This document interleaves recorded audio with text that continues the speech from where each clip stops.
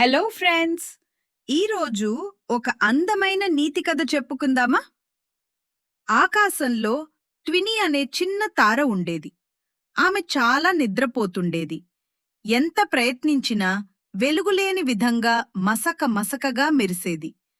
అందుకామె స్నేహితమైన తారలు కలిసి చంద్రుణ్ణి పిలిచారు.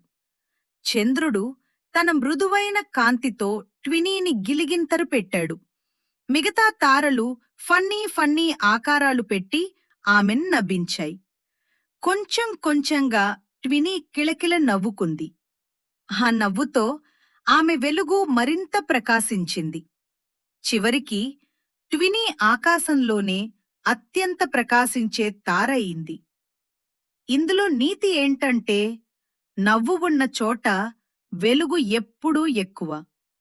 A happy heart always shines the brightest.